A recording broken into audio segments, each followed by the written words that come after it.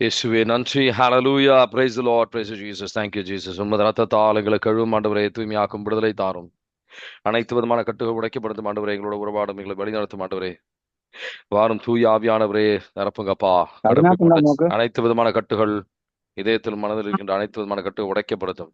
Bind and cast every unclean spirit, Father, in the mighty name of Jesus we pray. Amen. Mother Mary, intercede for us. Hail Mary, full of grace, the Lord is with thee. Blessed are you amongst women, blessed is the fruit of thy womb, Jesus. Holy Mary, Mother of God, pray for us sinners, now and at the hour of our death. Amen. இன்னைக்கு திருப்பாடல் 127 சங்கீர்த்தனத்துல தான் இருக்கணும். ஏன்னா இந்த கல்யாணத்தோட ஒரு உண்மையான நோக்கத்தை நம்ம புரிந்து கொள்ள அழைக்கின்றவர் கடவுள். நமக்கு இது நம்ம மகிழ்ச்சிக்காக, சந்தோஷத்திற்காக கிடையாது.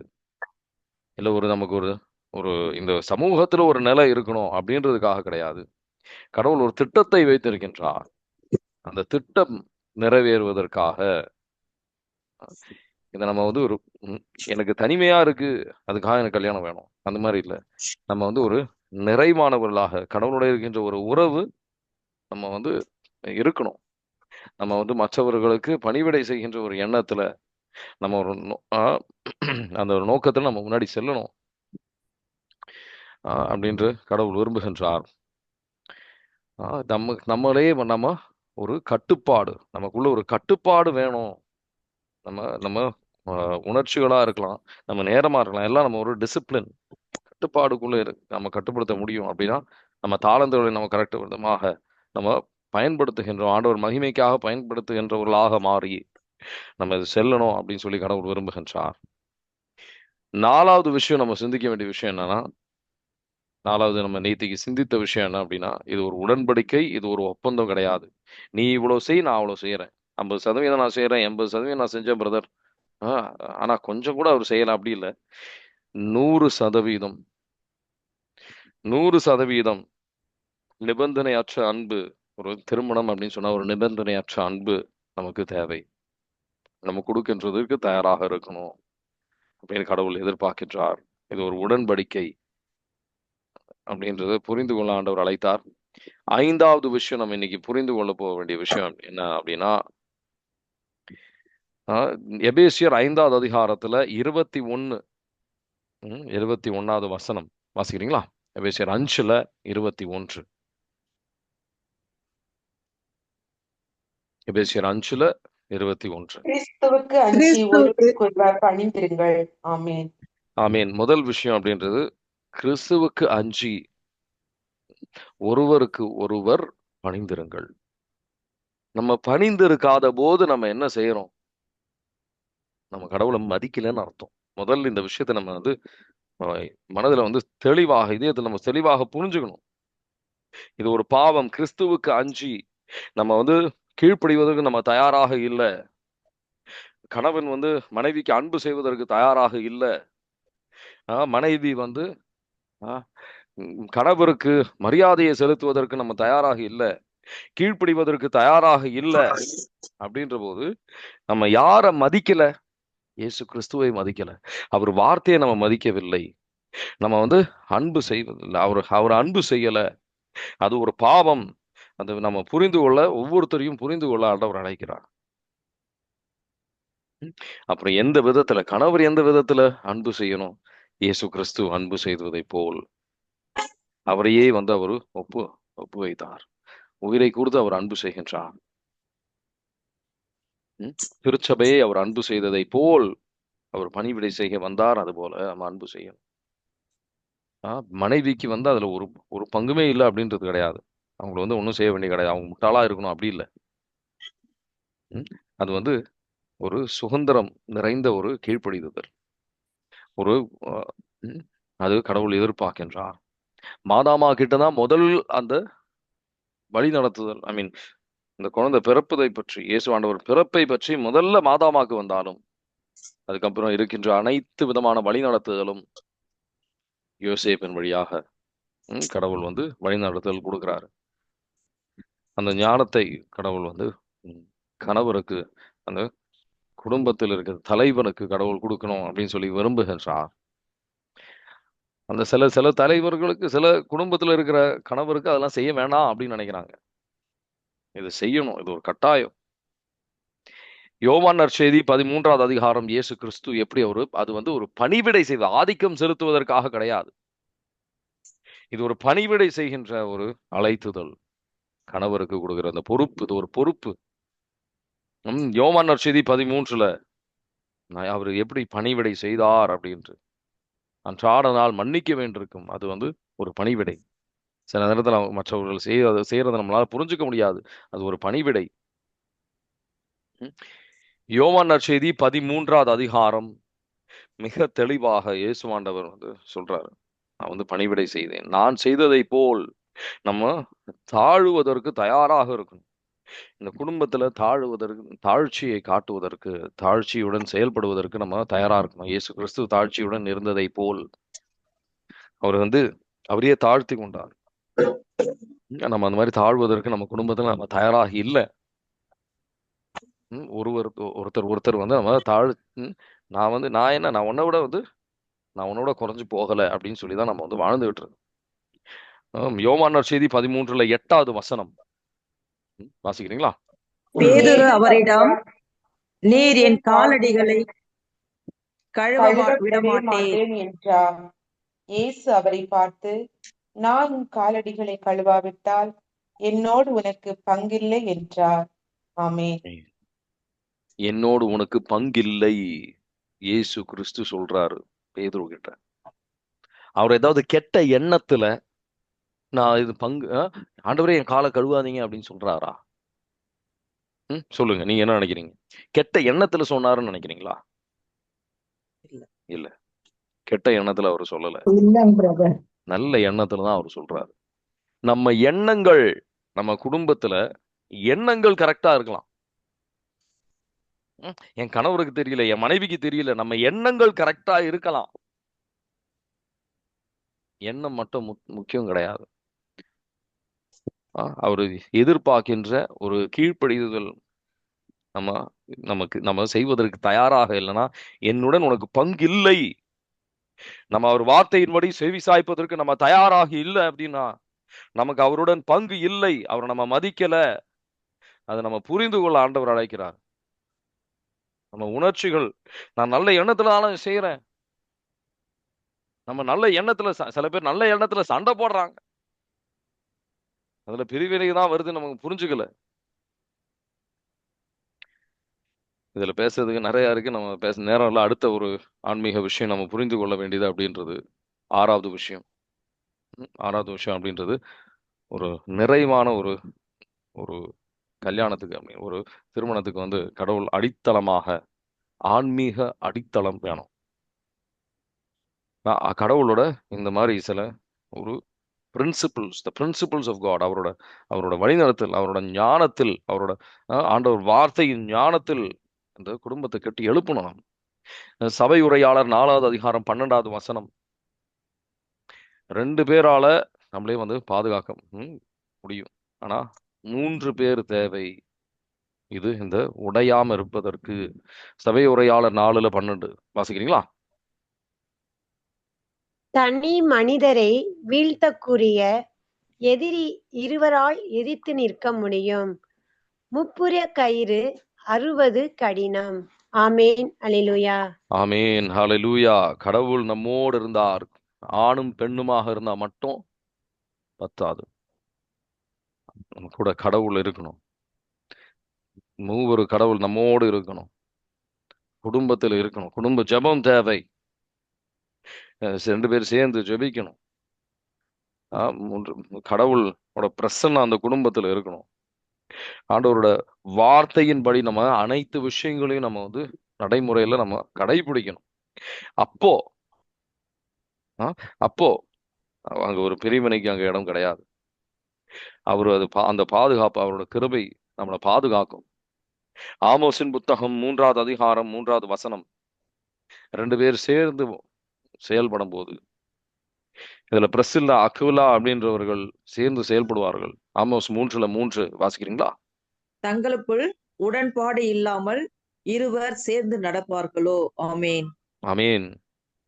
தங்களுக்குள் உடன்பாடு இல்லாமல் இருவர் சேர்ந்து நடக்க முடியுமா? இந்த 2 பேர் சேர்ந்து ஒரே மனதுடன் ஒரே ஆன்மீக சிந்தனையுடன் இல்லாததுனால அதோட விளைவு என்ன? பல பிரிவினைகள், இதனாலேயும் பல பிரிவினைகள் வருது. ஒரே மனது இருக்கின்றவர்கள், சில பேர் வந்து வேற வேற சிந்தனை இருக்கின்றவர்கள் கல்யாணம் பண்றாங்க. ஒரே சிந்தனை இருக்கான் அப்படின்னு சரியா சீர்தூக்கி பார்க்கறது இல்ல. அதுக்கு ஒரு ஆன்மீக விஷயத்திற்கு முக்கியத்துவம் கொடுக்கறது இல்ல. அவங்க உணர்ச்சிகளுக்கு தான் முக்கியத்துவம் கொடுக்குறாங்க. மலாக்கியின் புத்தகம் 2வது அதிகாரம் 15வது வசனத்தை எடுத்து வாசிப்பாரு. கடவுள் விரும்புவது என்ன? கடவுள் விரும்புவது என்ன அப்படின்னு நீங்க பார்க்கலாம். அதை புரிஞ்சுக்கலாம் நீங்க அதுல. உங்களை ஒன்றாக இணைத்தவர் அவரே, வாழ்வின் ஆவியும் அவரே. அவர் நாடுவது தம் மக்களாக வாழும் குழந்தைகளை அன்றோ. ஆதலால் எவனும் தான் இளமையில் மணந்த மனைவிக்கு நம்பிக்கை துரோகம் செய்யாது இருப்பதில் கவனமாய் இருப்பானா. ஆமேன். அல்லேலூயா. ஆமேன். ஹல்லேலூயா. நம்பிக்கை எதுவும் கடவுள் தெரிந்த பிள்ளைகள் வருவதற்கு தான் இந்த கல்யாணத்தோட மிக முக்கியமான நோக்கம். அது ஒரு மிக முக்கியமான நோக்கம். அதை பத்தி நம்ம வந்து மண்டே அன்னைக்கு வந்து தியானிப்போம். இன்னும் ஆழமாக திருப்பாடல் 128 வைத்து தியானிப்போம். நீங்க புரிஞ்சுக்க வேண்டிய மிக முக்கியமான விஷயம் இதுதான். இங்க ஆணும் பெண்ணுக்கும் வந்து 2 பேருக்குமே வந்து ஒரே விதமான ஆன்மீக சிந்தனை இல்லாத போது மனதளவுல சில பேர் வந்து பிரிந்துதான் வாழ்றாங்க. சில வீட்டுலாம் பாத்தீங்கன்னா வந்து சத்திரம் மாதிரி இருக்கும். வராங்க போறாங்க, ஒரே சேர்ந்து ஜெபிக்கிறது இல்ல. பல விதமான அங்க ஆண்டவர் கிருபை அங்க தங்கி நிக்கிறது இல்ல. அதனால என்ன நடக்கும்? பிள்ளைகளுக்கு இந்த ஆன்மீக விஷயத்தினாலதான் வீட்டுல சண்டை வருதுன்னு சொல்லி பிரிவினைகள் தான் வருது. ஒன்றாக ஜெபிப்பதில்லை. அதுக்கு ஏற்றபடியான சிந்தனை இருக்கின்ற நபர்களை தேர்ந்தெடுப்பது கிடையாது.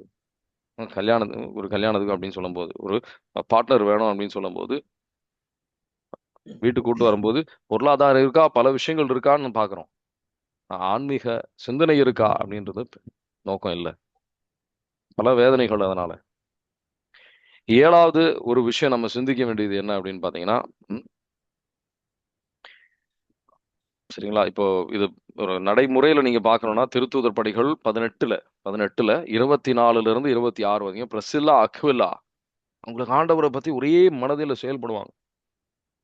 அந்த மாதிரி இருந்ததுனால மற்றவர்களை வழிநடத்துற அளவுக்கு ஒரு ஞானத்தை கடவுள் கொடுத்திருந்தார்.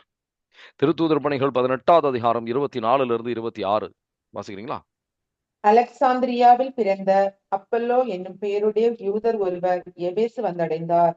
அவர் சொல்வன்மை மிக்கவர், மறைநூல்களில் புலமை வாய்ந்தவர், ஆண்டவரின் நெறிகளை கற்றறிந்தவர், ஆர்வமிக்க உள்ளத்தோடு இயேசுவை பற்றிய செய்தியை பிழையற அறிவித்தும் கற்பித்தும் வந்தார். ஆனால் அவர் யோவான் கொடுத்த திருமுழுக்கை மட்டுமே அறிந்திருந்தார். அவர் தொழுகை கூடத்தில் துணிவுடன் பேசத் தொடங்கினார். அவர் பேசியதை கேட்ட பிரிஸ்கில்லாவும் அக்கில்லாவும் அவரை அழைத்து கொண்டு போய் கடவுளின் நெறியை திட்டவட்டமாக விளக்கினர். அவர் அக்காயாவுக்கு போக வேண்டிய போது சகோதரிகள் அவரை ஊக்கப்படுத்தி அவரை ஏற்றுக்கொள்ளுமாறு சீடருக்கு கடிதம் எழுதினார்கள். அவர் அங்கே சென்றபோது இறை அருளால் ஆண்டவருடன் நம்பிக்கை கொண்டிருந்தவர்களுக்கு பெரிதும் துணையாய் இருந்தார். ஏனெனில் அவர் வெளிப்படையாகவும் சிறப்பாகவும் யூதர்களிடம் வாதாடி இயேசுவே மெசியா என மறைநூல்களின் மூலம் எடுத்து காட்டினார். ஆமேன். ஆமேன். Praise the lord. 7வது விஷயம் அப்படின்றது இந்த கணவனின் மனைவிக்கு உள்ள நடுவுல இருக்கிற ஒரு உரையாடல் அப்படின்றது, ஒரு கம்யூனிகேஷன். ஆணும் பெண்ணும் அவ இப்படிதான் சிந்திப்பா அப்படின்ற ஒரு தீர்ப்பளித்துதல் நிறைய இருக்கு. பேசுறது வந்து புரிஞ்சுக்கிறதுக்காக, கேட்கறது வந்து புரிஞ்சுக்கிறதுக்காக கிடையாது, பதில் கொடுப்பதற்காக. அது ஒரு என்ன சொல்லணும்னா ஒரு ரொம்ப வந்து வேதனைக்குரிய விஷயம். இந்த காலகட்டத்தில் நம்ம நிறைய பேர் இந்த மாதிரி இருக்கிறோம். கேட்கறது வந்து புரிஞ்சுக்கிறதுங்க. அவங்க என்ன சொல்ல வராங்க, எனக்கு ஆல்ரெடி தெரியும் என்ன சொல்லுவாங்கன்னு எனக்கு முன்னாடி தெரியும் அப்படின்ற ஒரு, எனக்கு எல்லாமே தெரியும் அப்படின்ற பல பேருக்கு வந்து அந்த ஒரு எண்ணம் இருக்கு.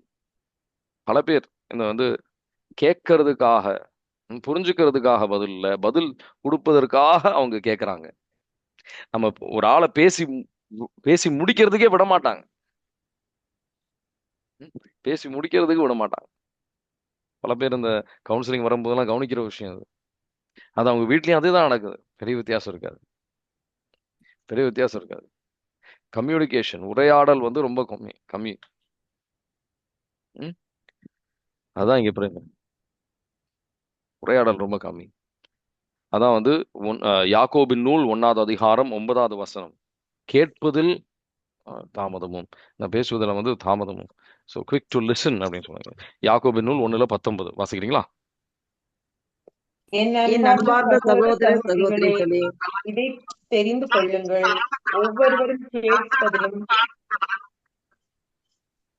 வேகம் ஒவ்வொருவரும் கேட்பதில் வேகம், பேசுவதிலும் சினங்கொள்வதிலும் தாமதம் காட்ட வேண்டும். ஆமேன்.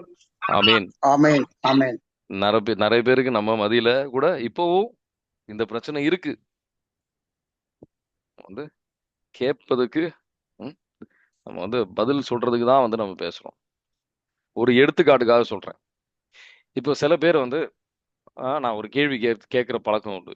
நீங்க வந்து யாரையாவது மன்னிக்க வேண்டி இருக்கா அப்படின்னு நான் கேள்வி கேட்கும்போது உடனே பதில் மன்னிக்க வேண்டி அப்படின்னு சொல்லி முடிக்கிறதுக்கு முன்னாடி, பிரதர் எனக்கு யார் மேலேயும் வந்து வெறுப்பு, ஐ மீன் ரிவெஞ்ச் எடுக்கணும், என்ன சொல்லணும்னா இது இது பண்ணணும், அவங்களுக்கு எதிரான ஏதாவது செய்யணும் அப்படின்லாம் எனக்கு ஒன்றும் இல்லை பிரதர் அப்படின்வாங்க. எனக்கு அவங்க மேல வந்து கோவம்லாம் இல்லை. நான் கேட்டது என்ன, மன்னிக்க வேண்டி இருக்கா அப்படின்னு சொல்லும்போது அவங்களுக்குள்ள ஏதாவது கசப்பான வேதனைகள் இருக்கா, அவங்களுக்குள்ள வந்து அவங்க செஞ்ச விஷயங்கள் இன்னும் பாரமா இருக்கா அப்படின்னு கேட்க மாட்டேன். ஆனா அதை அதை புரிஞ்சுக்கிறது இல்லை. நான் வந்து அதை வச்சு நான் வந்து பாவம் ஒன்றும் செய்யல அப்படின்றதுதான் அவங்களோட சிந்தனை. அப்படி இல்லை. பதில் சொல்றதுக்கு நம்ம வந்து பேசக்கூடாது. புரிஞ்சுக்கிறதுக்காக பேசுவதில் வந்து தாமதம் இருக்கணும். பதில் சொல்றதுக்காக நம்ம வந்து பேசக்கூடாது. புரிஞ்சுக்கிறதுக்காக. அதுல ஒரு பொறுமை இல்லை நமக்கு. இரண்டாவது ஒரு விஷயம், இந்த உரையாடலில் செய்யற ஒரு மிகப்பெரிய தவறு என்ன அப்படின்னா, உண்மையை பேசுறேன்னு சொல்லி நம்ம எந்த விதத்துல வேணா பேசுறதுக்கு நம்ம தயாரா இருக்கோம். உண்மையை சொல்லணும்னா இப்படி வேணா பேசலாம். கோவத்துல பேசுறதும் ஒரு பிரச்சனையும் கிடையாது. நீதிமொழிகள் 15வது அதிகாரம் 1வது வசனம். எல்லாம் ஆண்டவர் வார்த்தைக்கு எதிராக வாசிக்கிறது இல்லை, அதை புரிஞ்சுக்கிறது இல்லை, அதனால வந்து அந்த மாதிரி செயல்படுறது இல்லை. அதனாலேயே பல வேதனைகள் நம்ம வாழ்க்கையில் நம்மளே கொண்டு வந்துக்கிறோம். நீதிமொழிகள் 15:1 வாசிக்கிறீங்களா? சில நாட்கள் பிறகு கோதுமை அறுவடை இல்ல காலத்தில் கனிவான மறுமொழி கடுஞ்சினத்தை மாற்றிடும். கடும் சொல்லோ சினத்தை எழுப்பும். ஆமென். கடும் சொல் என்ன நடக்கும்? கோபம் இன்னும் அதிகம்தான் ஆகும். இதே பொறுமையா சொல்லி பாருங்க. பொறுமையா சொல்லு. கனிவுடன் செயல்பட ஆண்டவர் கிருபை அங்கே இறங்கி வரும். ஆவியானவர் அங்க செயல்பட முடியும். எபேசியர் 4வது அதிகாரத்தில் 15வது வசனம், உண்மையை அன்பில் பேசுங்கள். பொறுமையுடன் பேசுங்க உண்மைய. எபேசியர் 4:15 வாசிக்கிறீங்களா? மாறாக அன்பின் அடிப்படையில் உண்மை பேசி தலையாகிய கிறிஸ்துவை போன்று எல்லாவற்றிலும் நாம் வளர வேண்டும். ஆமென். இன்னொரு விஷயம் நம்ம புரிஞ்சுக்க வேண்டியது அப்படி என்னன்னா, நம்ம வந்து பல பேர் வந்து ஒரு சிந்திக்க வேண்டிய முக்கியமான விஷயம், நம்ம இந்த குடும்பத்தோட ஒரு நோக்கம், கடவுளோட ஒரு வழி நடத்துதல், எதற்காக நம்ம கடவுள் தேர்ந்தெடுத்திருக்கின்றார் என்ற ஒரு உரையாடல். நம்ம வந்து நம்ம அன்றாட நாள் இது செய்யணும், இது கடன் இருக்கு, இது இருக்கு, இந்த பிரச்சனை இருக்கு, அந்த பிரச்சனை இருக்குன்னு நம்ம பேசுறோம். அதெல்லாம் தேவைதான். ஆனா நம்ம வந்து பேசும்போது நம்ம எந்த நோக்கம், கடவுளோட ஒரு திட்டம், இந்த குடும்பத்துக்காக ஒரு திட்டம் என்ன வச்சிருக்கிறாரு அப்படின்னு நம்ம சிந்திப்பது கிடையாது, ஜெபிப்பது கிடையாது. அதை பத்தி நம்ம சிந்திக்கணும். நீதிமொழிகள் 29 அது எப்படி பேசணும், எது பேசினாலும் சரி நல்ல விதமாக, எனக்கு தெரியும் உனக்கு தெரியாதுன்றது இல்லை. நீதிமொழிகள் 29:11 எடுத்து வாசிக்கிறீங்களா? அறிவில்லாதவர் தம் சினத்தை அடக்க மாட்டார், ஞானம் உள்ளவரோ பொறுமையோடு இருப்பதால் அவர் சினமாறும். ஆமேன். ஆமீன். அன்பை பொறுமையில் பேசி நம்ம பேசுவது நம்ம கேட்பது புரிந்து கொள்வதற்காக இருக்கும்போது ஆண்டவரின் கிருபை அங்க குடும்பத்தில் ஆண்டவரால் அங்க செயல்பட முடியும்.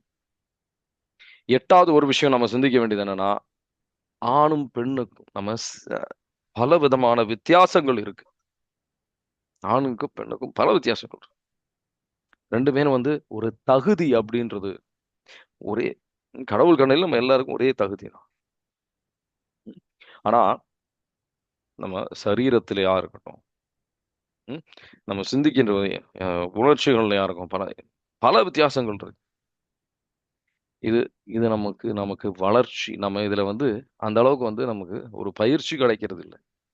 ஆண் ஆண் எப்படி சிந்திப்பாங்க, எப்படி செயல்படுவாங்க அப்படின்றது நம்ம நம்மளா சிந்திக்கணும். அப்படி இல்லை, இதில் ஒரு புரிஞ்சுக்கணும், புரிதல் வேணும் நமக்கு. அந்த அந்த ஒரு வித்தியாசத்தை தீர்ப்பளிப்பதற்காக இருக்கக்கூடாது. ஆம்பளைங்கன்னா இப்படிதான், பொம்பளைங்கன்னா இப்படிதான், அது தீர்ப்பளிக்கிறதுக்காக இருக்கக்கூடாது. அது சண்டை போடுறதுக்காக நம்ம பயன்படுத்தக்கூடாது. அது இதை வைத்து இன்னும் கடவுளுக்கு ஏற்றபடியா எப்படி செயல்பட முடியும்னு பார்க்கணும். நம்ம அதை தெளிவாக புரிஞ்சுக்கிறது இல்லை. பெண்களுக்கு இந்த மாதிரி சில விஷயங்கள் இருக்கு அப்படின்னு நம்ம சரி தெளிவா பல ஆண்கள் புரிஞ்சுக்கிறது இல்லை, புரிஞ்சுக்க முயற்சிகள் எடுப்பது கிடையாது. 4 சைக்கிள் இருக்கு, 4 விஷயங்கள், பல விஷயங்கள் இருக்கு அப்படின்றது புரிஞ்சுக்கிறது கிடையாது. பல விதமான அவங்க சிந்திக்கிற முறை வேற மாதிரி இருக்கும் அப்படின்றத புரிஞ்சுக்க யாரும் தயாராக இல்லை. 1 பேதுரு 3வது அதிகாரம் 7வது வசனம். இதுக்காக நான் எல்லாமே தெரிஞ்சுட்டு தான் நான் திருமணத்திற்கு சென்றேன் அப்படின்னு நான் சொல்ல வரல. பல விதமான விஷயங்கள் கடவுள் புதுமையாக கற்றுக்கொண்டார், கத்து தந்தார், இல்லைன்னு சொல்லல. 1 பேதுரு 3:7 வாசிக்கிறீங்களா? அவ்வாறே திருமணமான ஆண்களே உங்கள் மனைவியர் வலு குறைந்தவர்கள் என்பதை நீங்கள் உணர்ந்து அவர்களோடு இணைந்து வாழுங்கள். வாழ்வு தரும் அருளுக்கு உடன் உரிமையாளராக இருப்பதால் அவர்களுக்கு மதிப்பு கொடுங்கள். அப்போதுதான் நீங்கள் தடையின்றி இறைவேண்டல் செய்ய முடியும். ஆமேன். ஆமீன். உடன் உரிமையாளர்கள், ஒரு தாழ்நிலையில இருக்கிற உரிமையாளர் அப்படின்னு போடல, உடன் உரிமையாளர்கள், the heir of the gracious gift of life. அப்பதான் நம்ம ஜெபமே கேட்கப்படும். சில நேரத்தில் ஜபிக்கும் போது கடவுளோட உணர்வே நம்ம ஜபிக்கும் போது தடையா இருக்கு அப்படின்னா, மனைவி சொன்னதை நீங்க கேட்டிருக்கிறீங்களாப்பா, அவங்களுக்கு ஒரு மதிப்பு கொடுக்கல, அவங்களுக்கு அவங்க தேவைகள் நம்ம சந்திக்கவில்லை அப்படின்னு சொன்னா நம்ம ஜெபம் கேட்கப்படாது. ஆண்களின் ஜெபம் கேட்கப்படாது. அதே மாதிரிதான் பெண்களுக்கும் பெரிய வித்தியாசம் கிடையாது. நம்ம இந்த சில பேர் பார்த்திருக்கிறேன், பெண்கள், பல பெண்கள் ஆண்களை வெறுக்கின்ற பெண்கள் பல பேரை பார்த்திருக்கேன். சில ஆண்கள் பெண்களை வெறுக்கின்றவர்களை அவங்க நம்ம தவறு மட்டும்தான் சாத்தான் காட்டுவான். உடனே சில பேர் பல ஆண்கள் நோக்கம் என்ன அப்படின்னா, ஒரு விஷயத்த சொன்னீங்க அப்படின்னா அதை கேட்கறதுக்குன்றதை விட அதுக்கு ஒரு தீர்வு, ஆண்களோட ஒரு மனது அப்படின்னு பாத்தீங்கன்னா, அதை கேட்டு ஒரு ஆறுதல் கொடுக்கறதுன்றதை விட அதுக்கு ஒரு சொல்யூஷன், ஒரு தீர்வு கொடுப்பதற்கு தான் அவங்க ஒரு மைண்ட், அவங்களோட சிந்தனை அப்படிதான் போகும். பெண்கள் பொதுவா எதிர்பார்ப்பது என்ன? ஒரு ஆறுதல், அதிகமா ஆறுதல், ஒரு கம்ஃபர்ட், ஒரு கேர், ஒரு எங்க உணர்ச்சிகளை புரிந்து கொள்வார்கள் அப்படின்றதான் எதிர்பார்க்கறாங்க. உண்மைதான், இல்லைன்னு சொல்றது. அது பல ஆண்களுக்கு அது தெரியல. அது அதுக்கு ஏற்றபடியாக சிந்திக்கக்கூடிய ஒரு மனநிலையில அவங்க இல்லை. ஆனா அது சரி கிடையாது. அது எப்படி ஆண்கள் எப்படி சிந்திப்பார்கள், பெண்கள் எப்படி ஆணை புரிஞ்சுக்கணும். ஆண்கள் எப்படி சிந்திக்கிறாங்க, பெண்கள் புரிஞ்சுக்கணும். அவங்க குறைவுகளை அது ஒரு தீர்ப்பளிக்கிறதுக்கு பதிலா அவங்க இப்படிதான் ஆனா இப்படிதான், இந்த உடல் உறவு தான் மட்டும் அவங்க இது அப்படின்னு சொல்லி தீர்ப்பளிப்பதற்கு பதிலாக சில பேர் அதை தீர்ப்பளிக்கணும், அது அவங்க சாதகமாக பயன்படுத்திக்குவாங்க. அந்த மாதிரி இருக்கக்கூடாது. நம்ம அதை அதை கடவுளாக உருவாக்கின சில பேர் தவறாக பயன்படுத்துவாங்க. அந்த மாதிரி இருக்கக்கூடாது. 9வது ஒரு விஷயம் அப்படின்றது, தொடக்க நூல் 2வது அதிகாரம் இப்ப 24வது வசனம். அப்பா அம்மாவை நம்ம மதிக்க வேண்டியது நம்ம கடமை. பிள்ளைகள் அவங்க சின்ன பிள்ளைகள் வந்து அவங்க கேட்கணும். அப்பா அம்மாவை ஒரு 18 வயசு வரைக்கும் நம்ம கேட்கணும். கீழ்ப்படிய வேண்டிய நமக்கு ஒரு அவசியம் இருக்கு. ஆனா ஒரு கணவன் மனைவி ஆனதுக்கு அப்புறம் அம்மா அப்பாவுக்கு வந்து மதிப்பு கொடுக்கலாம். கீழ்ப்படிய வேண்டிய அவசியம் கிடையாது. அதுக்கு ஒரு ஒரு எல்லை வேணும். எந்த அளவுக்கு நம்ம கீழ்ப்படியணும் ஒரு எல்லை இருக்கு. தொடக்க நூல் 2:24 வாசிக்கிறீங்களா? இதனால் இதனால் கணவன் தன் தாய் தந்தையை விட்டுவிட்டு தன் மனைவியுடன் ஒன்றித்திருப்பான், இருவரும் ஒரே உடலாய் இருப்பர். ஆமென். ஆமீன். தாய் தந்தையை விட்டு விட்டு அப்படின்னு சொல்லும்போது அவங்களுக்கு தேவையை செய்யக்கூடாதுன்றது கிடையாது. அவங்களுக்கு சில ஒரு வயசானதுக்கு அப்புறம் சில பொருளாதார தேவையாக இருக்கலாம். நீங்க வந்து ஒரு ஒரு உணர்ச்சி அவங்களுக்கு வந்து ஒரு சப்போர்ட் கொடுக்க வேண்டியதா இருக்கலாம். இன்னைக்கு கூட வந்து ஒருத்தர்கிட்ட பேசிக்கிட்டு இருந்தேன். அப்போ வந்து அவங்க அம்மாவை வந்து ரொம்ப நாள் ஆச்சு பார்த்து. அவங்க அம்மாவுக்காக ஜெபிக்கும் போது அவங்க வந்து ஒரு தனிமையில் இருக்கின்றார்கள் கடவுள் வெளிப்படுத்துறாங்க. நீங்க போய் பார்க்கணும். அவங்க இத்தனைக்கும் வந்து அவங்க ஒரு கைம்பெண். கணவர் இறந்துட்டான். அப்படி கணவர் இறந்ததுக்கு அப்புறம் போய் இவங்க வந்து அந்த அளவுக்கு ஒரு நேரம் செலவழிப்பது இல்லாம இருக்கிறது அது வந்து சரி கிடையாது. அவங்களுக்கு தற்கொலையின் வந்து எண்ணங்கள்லாம் வருகின்றது.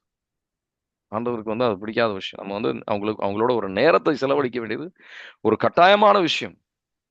சரி, நீ வந்து எல்லா நாளும் அவங்களோட இருக்கணும்லாம் அவசியம் கிடையாது. மாசத்துக்கு நீ ஒரு நாள் போய் கொஞ்ச நேரம் செலவழி. சேர்ந்து செபி. அப்பா அம்மாவை விட்டுட்டு நிற்கணும் அப்படின்றதுக்காக அவங்கள வந்து மொத்தமா எனக்கு தேவையில்லை அப்படின்ட்டு இனி சுயநலமாக இருக்கிறதுக்காக கடவுள் சொல்லலை. உங்களுக்கு ஒரு எல்லை வரைக்கும் நம்ம வந்து உதவி செய்யணும். 10வது விஷயம் நம்ம புரிந்து கொள்ள வேண்டியது என்ன அப்படின்னா,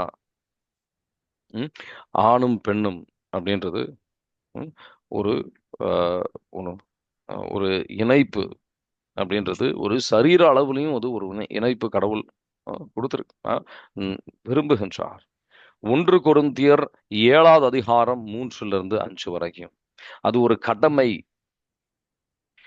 அது கடவுளோட ஒரு அபிப்பிராயம் கிடையாது. அதெல்லாம் வந்து கட்டளைகள். 1 கொரிந்தியர் 7 3-5 வாசிக்கிறீங்களா? கணவர் தம் மனைவிக்கு மன வாழ்க்கைக்குரிய உரிமைகளை கொடுக்க வேண்டும். அதுபோல மனைவியும் தம் கணவருக்கு கொடுக்க வேண்டும். மனைவிக்கு தம் உடலின் மேல் அதிகாரம் இல்லை, கணவனுக்கே அந்த அதிகாரம் உண்டு. அப்படியே கணவருக்கு தம் உடல் மேல் அதிகாரம் இல்லை, மனைவிக்கே அந்த அதிகாரம் உண்டு.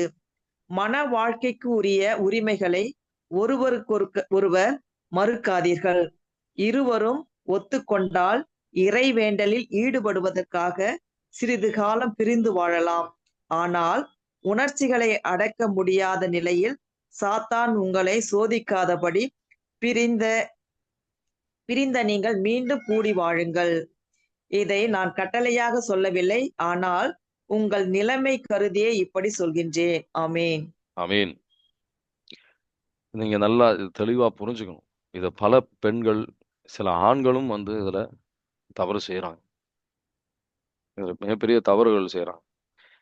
இது ஆணோட சரீரம் அப்படின்றது பெண்ணுக்கு உரியது. அதே மாதிரி பெண்ணோட சரீரம் அப்படின்றது ஆணுக்கு உரியது அப்படின்னு ஆண்டவர் ரொம்ப தெளிவாக அதுல அது ஆதிக்கம் செலுத்துவதற்காக கிடையாது. ஆதிக்கம் செலுத்துவதற்காக அன்பில் செயல்படணும், கனிவுடன் இருக்கணும், இதுக்காக நேரத்தை ஒதுக்கி வைக்கணும். பெண்கள் வந்து பல பேர் வந்து இந்த குழந்தை பிறந்துருச்சுன்னா குழந்தைதான் எல்லாம், குழந்தைதான் வாழ்க்கை சொல்லி கணவரை மறந்துடுவாங்க. சில பேர் வந்து மனைவியை மறந்துடுவாங்க. வேலைதான் எல்லாம் அப்படின்ட்டு, சம்பாதிக்கிறது தான் எல்லாம் அப்படின்ட்டு. அப்படி இல்லை. உங்களுக்கு நடுவுல வந்து சில நேரம் உங்களுக்காக கணவருக்காக ஒதுக்கி வைக்கணும், மனைவிக்காக ஒதுக்கி வைக்கணும். உங்களுக்குள்ள ஒரு நேரம், ஒரு அண்டர்ஸ்டாண்டிங், ஒரு பேச்சுவார்த்தை இல்லை அப்படின்னா அது சாத்தானுக்கு இடம் கொடுக்கின்ற ஒரு மிக முக்கியமான ஒரு வழி. அது ரொம்ப எளிதாக சாத்தான் வருகின்ற ஒரு வழி. உடல் உறவுல நீங்க வந்து ஒன்றாக வரும்போது இதுல பத்தியே நிறைய நேரம் பேசலாம். முக்கியமான விஷயம் இதெல்லாம். ஒன்றாக வரும்போது சரீர அளவுல மனதளவுல ஒன்றுக்கு தருவதற்கு அதுல வந்து சில ஹார்மோன்ஸ் அப்படின்னு சொல்லுவாங்க. ஆக்சிடாசின் அப்படின்னு சொல்லுவாங்க, ஒரு ஹார்மோன். நீங்க கூகுள் பண்ணி பார்க்கலாம். ஒன்றிப்புல வந்து வரும்போது உங்களுக்கு மனதளவுல சரீர அளவுல ஒரு அட்டாச்மெண்ட், ஒரு நெருக்கத்தை தரக்கூடிய விஷயங்கள் கடவுள் அதுல வச்சிருக்கிறாரு. ஒரு அரவணைப்பின் வழியாக நீங்க அதை பெற்றுக்கொள்ளலாம். பல விதத்துல வந்து அது ஒன்றாக வரணும். சரிங்களா? இன்னும் வந்து வேற ஏதாவது இதுல வந்து இன்னைக்கு தியானித்த விஷயங்கள் 10 விஷயங்கள் தியானித்து இருக்கிறோம். இன்னைக்கு தியானித்த விஷயங்கள உங்களுக்கு ஏதாவது கேள்விகள் இருக்கா?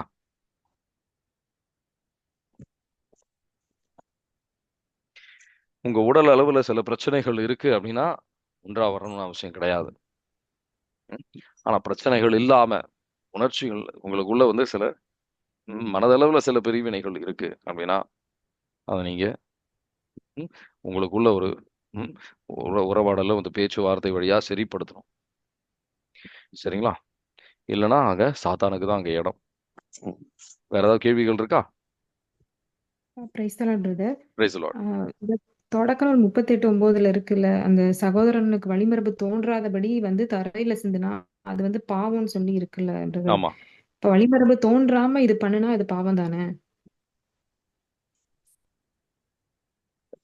ஆமா மாஸ்டர்பேஷன் அப்படின்றது ஒரு சுய இன்பம் அப்படின்வாங்க. அது வந்து பாவம் தான். அந்த விதத்துல வந்து அது பாவம் தான். ஆனா இப்ப சகோதரனுக்கு இது மாதிரி இது இருக்கணும் அப்படின்ற இப்போ ஒரு அந்த ஒரு இது இல்லை. பழைய ஆகமதுல சில விஷயங்கள் கிடையாது. சரிங்களா? உங்களுக்கு அது பதில் கரெக்டா போதுமா? ஐ மீன் தெளிவா இருக்கா? இல்ல நான் இன்னும் கேள்வி இருக்கா? இல்ல நான் என்ன கேக்குறேன்னா, ஹஸ்பண்ட் அண்ட் ஒய்ஃப் வந்து குழந்தைக்காக இல்லாம அப்படி சேர்ந்து இருக்கிறது வந்து பாவம் தானே அப்படின்னு நான் நினைக்கிறேன். ஓ அப்படி ஓகே. ஹியூமேன வீட்டே ஒரு அதோட அந்த மாதிரி ஒரு ஒரு என்சைக்கிளிக்கல் அதை நீங்க எடுத்து வாசிச்சீங்கன்னா ரொம்ப தெளிவா போட்டிருக்கும். அது இப்போ இது 1 கொரிந்தியர் 7 வந்து ரொம்ப தெளிவா போட்டிருக்கு. அந்த உறவு 2 பேரும் ஒன்றா வருவது அப்படின்றது இந்த குழந்தைக்காக மட்டும் கிடையாது. 2 பேரும் ஒன்றிப்புல வருவது அப்படின்றது நீங்க 2 பேரும் ஒரு என்ன சொல்ல ஒரு ஒன்றிப்புக்கு வருவதற்காகவும் அன்பு செலுத்துகின்ற ஒரு முறை. அதான் வந்து லவ் மேக்கிங்னு சில பேர் சொல்லுவாங்க. அன்பு செலுத்துகின்ற ஒரு முறை அது. அன்பு இந்த மாதிரி செலுத்தணும். அது ஒரு முக்கியமான விஷயம் அது. புரியுதுங்களா? எவ்வளவுக்கு இது நீங்க வேண்டான்னு வைக்கிறீங்களோ மற்ற இடத்துல வந்து தேடுவதற்கு அங்க வாய்ப்பு அதிகம். ஆனா அங்க சாத்தானுங்க அங்க தன்னடக்கம் இல்லாததுனால சாத்தாங்க சோதனை வருவதற்கு வாய்ப்பு அதிகம், ரொம்ப அதிகம். பல பேர் வந்து 2 விஷயங்கள் பொருளாதாரம், இந்த செக்ஸ், இந்த 2 விஷயத்தினாலதான் பல விதமான டிவோர்ஸுக்கும் பல விதமான குடும்பத்துல பல பிரச்சனைகளுக்கு காரணம் இதுதான். சரிங்களா? ஓகே பிரதர், புரிஞ்சுது. தேங்க்யூ. வேற ஏதாவது கேள்விகள் இருக்கா? நல்ல கேள்வி.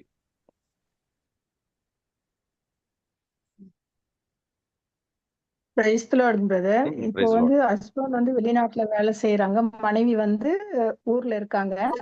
இப்போ அவங்க வந்து நம்ம குடும்பமா சேர்ந்து வாழலாம், ஒண்ணு நான் இங்க வரேன், இல்ல நீங்க இந்தியாவுக்கு வாங்க அப்படின்னு கூப்பிட்டா அது ரொம்ப முக்கியம். ஒன்னா வாழணும் 2 பேரும், அவங்க என்ன ஒன்னா சொல்றாங்கன்னா, இருக்கணும் எனக்கு அப்படின்னு சொல்லி விபிலியத்துல போட்டிருக்கு. சரிங்களா? அந்த எனக்கு மாதிரி வாழாத கடன் இருக்கிறதே நிறைய வந்து ஒரு இருக்குது. விதமான பாவம் தான். சொல்லுங்க. அதான் எனக்கு வந்து இப்போ கடன் நிறைய இருக்குது, என்னால ஊர்ல இருந்து வர முடியாது. இப்போ மனைவி இங்க வரலாம் அப்படின்னு சொன்னாலும், பிரதர் நீங்க வந்து கொஞ்சம் மியூட் போடுங்க, கேலக்ஸி A15. சொல்லுங்க. இப்ப அவங்க என்ன சொல்றாங்கன்னா, இப்ப மனைவி வந்து சேர்ந்து வாழணும் அப்படின்னா, இங்க வந்தாக்கா இன்னும் நிறைய இங்க இருக்கிற வருமானத்துக்கு ஏத்து நம்ம பிள்ளைங்களை எல்லாம் கூட வச்சுட்டு நம்ம இங்க வாழ முடியாது. அதனால நீ அங்கேயே தனியாயிரு, நான் இங்கேயே இருக்கிறேன் அப்படி சொல்றாங்க பிரதர். அது எப்படிங்க பிரதர்? அது என்ன பண்றது? அது வந்து ஜெபம் தான். சரிங்களா? அது ஒரு தனித்துவ ஒரு வாழ்க்கையில உங்க வாழ்க்கையில இருக்கிற ஒரு பிரச்சனை. அது ஒரு ஜெபத்தினால தான். ஏன்னா அது வந்து ஆன்மீக ஆண்டவர் வார்த்தைக்கு ஏற்றபடியான சிந்தனை கிடையாது. பொருளாதாரம் மட்டும் கிடையாது. அது மட்டும் கிடையாது. வாழ்க்கையில ஒரு முக்கியம். பல விஷயங்கள் இருக்கு. சரிங்களா? அதுக்காக நீங்க வந்து ஜெபிங்க. ஆண்டவர் ஒரு மனம் மாறுதலை அவர் தருவாரு. நீங்க உங்க அபிப்பிராயத்தை கொடுக்கறதுல தப்பு கிடையாது. ஆனா வற்புறுத்துவதற்கு பதிலாக கடவுள் வந்து ஒரு புரிதலை தரணும் அப்படின்றதுக்காக ஜெபிங்க. சரிங்களா?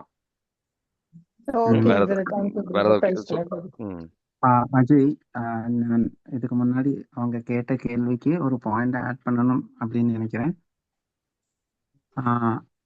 இதுக்கு முன்னாடி ஒருத்தவங்க கேட்டிருந்தாங்க இல்லையா, அந்த உயிரணுக்கள் வெளியே சிந்துவது சரியா? அது தப்பு தான். அது திருச்சபையின் கட்டளை என்னன்னா, இல்ல திருச்சபை என்ன சொல்லி கொடுக்குது அப்படின்னா, கணவனும் மனைவியும் ஒண்ணு சேரும்போது அவங்க அன்பு பகிர்ந்துக்கிறதுக்காக ஒண்ணு சேரணும். இல்லாட்டி அவங்களோட பாசத்தை வெளிப்படுத்துறதுக்காக ஒண்ணு சேரணும். அப்படி ஒண்ணு சேரும் போதும் உயிருக்கு தடை நிக்க கூடாது. அவங்க அது வழியாக ஒரு குழந்தை பிறக்கிறதுக்கு வாய்ப்பு இருந்தா அதுக்கு தடையாக நிக்காமல் உடல் உறவுல ஒண்ணு சேர்ந்துக்கலாம். அப்படி தடையாக பர்பஸ்ஃபுல்லி தடையாக நிக்கிற எந்த செயலும் பாபமே. ஏன்னா திருத்துவம், பிதாசுதன், பரிசுத்த ஆவி அவர்களோட அன்பு எப்பவுமே கனி தருவது கனி தர்ற அன்பா இருக்கு. அப்ப கணவன் மனைவிக்கு இடையிலையும் இதுதான் எதிர்பார்க்குது. அப்போ அதுக்கு ஒரு கான்ட்ரசெப்டிவ் யூஸ் பண்றது, கருத்தடை விஷயங்கள் பயன்படுத்துறது, இப்படி உயிரணு வெளியே வர்ற நேரத்துல அதை வெளியே எடுத்து வெளியே ஸ்பில் பண்ணி விடுறது, இந்த மாதிரி விஷயங்கள் எல்லாமே அது பாபமாகத்தான் கருதுகிறது. 2வது திருச்சபை ரொம்ப கிளியராக சொல்லுது, ஒரு குருவானவர் பலிபீடத்துல பலி அர்ப்பணம் செய்வது எவ்வளவு புனிதமா இருக்கும், அதே மாதிரி ஒரு கணவனும் மனைவியும் கடவுள் முன்னாடி ஒண்ணு சேருவது அதே அளவுக்கு புனிதமானது. கணவனோட உடல் மனைவிக்கும், மனைவியோட உடல் கணவனுக்கும் அப்படின்னு இருக்கும்போதே என் கணவருக்காக நான் என்ன வேணுமாலும் செய்யலாம் அப்படிங்கிறதோ, இல்லை என் மனைவி உடம்புல எனக்கு விருப்பம் இருக்கிற என்னெல்லாம் செய்யலாம் அப்படிங்கிறதும் திருச்சபை அது சரியானதுன்னு சொல்லலை.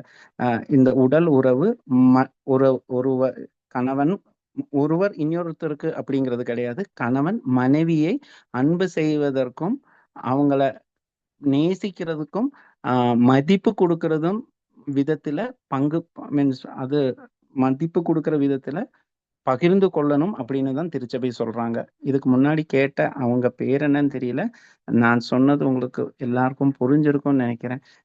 நிறைய வீடியோ பார்த்துட்டு படத்துல இப்படியெல்லாம் பண்றாங்க அப்படின்னு சொல்லி நீங்க கணவனும் மனைவியும் உங்க உங்க படுக்கையில் அந்த மாதிரி செஞ்சீங்கன்னா அதுல வேற ஆளுகளை நீங்க கூட்டி கொண்டு வந்து பாவம் செய்வதற்கு சமமான இது. அப்படித்தான் திருச்சபை இது சொல்லுது. அப்போ உங்களுக்கு கடவுள் கொடுத்த ஆசீர்வாதம் வழியாக உங்க உடலை மரியாதைக்குரிய விதத்துல உங்க மனைவி கூடவோ இல்ல உங்க கணவன் கூடவோ பகிர்ந்து அளிக்கணும். அது எப்படின்னா குருவானவர் நற்கரணையை எப்படி இறை குலத்துக்கு கடவுளோட மக்கள்